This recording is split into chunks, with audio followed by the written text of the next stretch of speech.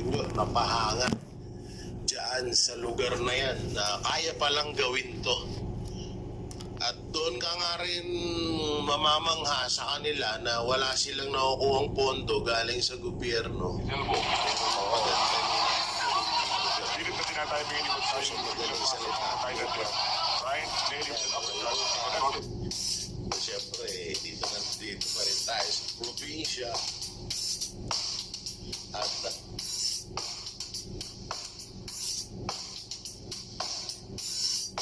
Round 4.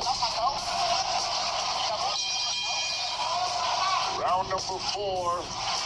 Kampakan sa featherweight division. Magnifico Mark Magsayo in the black and red trunks.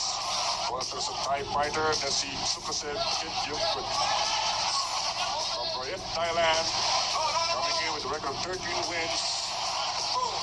8 knockouts and only 3 defeats. Magsayo, of course, unbeaten. 9 wins.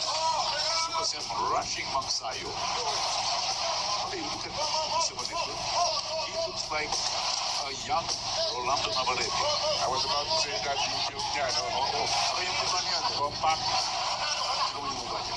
Bad boy from the Jangas, Rolando Navarrete, former WBC Super Middleweight champion back in 1980. Knocked out Cornelius Boza Edward. We are ratio 8 to this.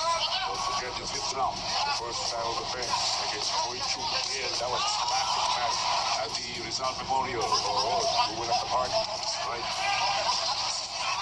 Good right uppercut by Magsayo. But he's having, Magsayo is having a little problem with the swarming tactics of Sukasen.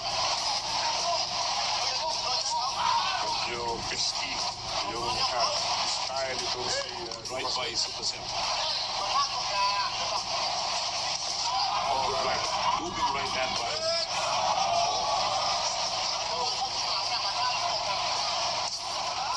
Magsayo facing his first Thai opponent in Sukasen.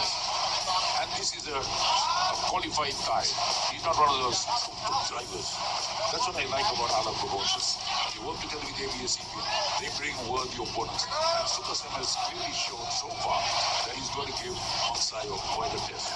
Oo, sapagkat yung round number sa palang we thought na ang bibigat ng bitawan ni Magsayo, and yet the try survived to even win yung round number 3. He's a little rough and rugged. Pero he's a fighter. Good right to the body by Magsayo. Left hook. He got it. Rushing right hand by Magsayo. Good counter by Magsayo again. This is a counter. Look at the jab.